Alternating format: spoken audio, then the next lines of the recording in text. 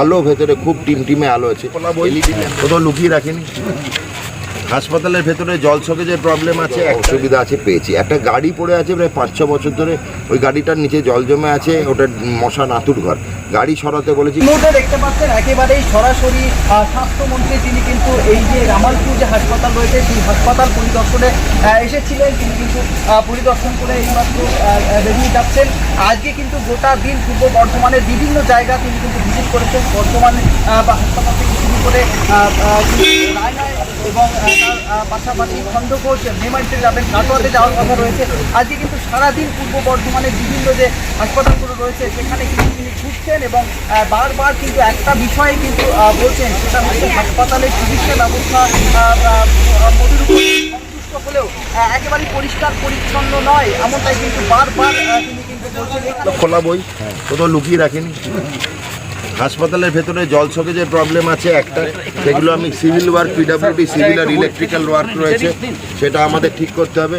আমি local MLA অরুণ হালদার সাহেবকে অবগত করব, আমার দায়িত্ব। আজকে উনি কলকাতায় আছেন একটা বিধানসভার কাজে, সেজন্য আমি আমাদের মণ্ডল সভাপতিকে বলে গেছি সবগুলো ছবি তোলা। বিএমওই সাহেবকে বলা হয়েছে যে এখানে সেগুলো ভেতর থেকে ছবি করে ফাইল রিমুভ করা। পুরো হাসপাতাল এখানে যেখানে যেখানে শোকেজের অসুবিধা আছে সেগুলো ঠিক করা হবে। যেখানে যেখানে আমাদের মনে হয়েছে যে পরিষ্কার পরিচ্ছন্নতার অভাব আছে সেগুলো কি করতে হবে বলেছি। যেখানে রঙের অভাব আছে প্রত্যেকটা বেড, ড্রিপ স্ট্যান্ড, বাইরের ভেতরে দেওয়াল রং করার কথা বলেছি। আলো ভেতরে খুব টিমটিমে আলো আছে, এলইডি ল্যাম্পে কনভার্ট করতে বলেছি।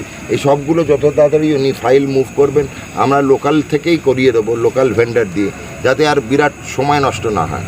পরিষেবার উন্নতিকরণ করা হবে, যেখানে যেখানে অসুবিধা আছে পেয়েছি। একটা গাড়ি পড়ে আছে প্রায় 5-6 বছর ধরে, ওই গাড়িটার নিচে জল জমে আছে, ওটা মশা নাতুর ঘর, গাড়ি সরাতে বলেছি। কন্ডেমড গাড়ি, ও WN যে নাম্বারের গাড়ি, ও বহু পুরনো, 30 বছরের পুরনো, আর চলবে না। ওকে সিএমএইচকে বলে সরাতে বলেছি।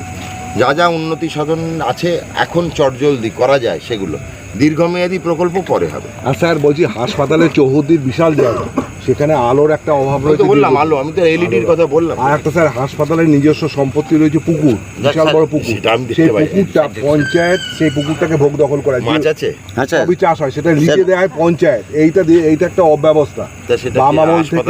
হাসপাতাল মাছের ব্যবসা করতে না, স্বাস্থ্য দপ্তরের জায়গা পঞ্চায়েত ভোগ দখল করে। মানছি এটা, কিন্তু স্বাস্থ্য আমি মাছের ব্যাপারে পারো না, মাছের ব্যাপারে ফিশারিজকে হ্যান্ড ওভার করা উচিত। স্বাস্থ্য দপ্তরের জায়গা যাতে আপনারা আছেন যারা, অরুণদাকে বলবেন, লোকাল বিধায়ক, স্বাস্থ্য দপ্তরকে না বলে এটা ফিশারি দপ্তরকে একটা চিঠি লিখতে, ওরা টেক আপ করবে।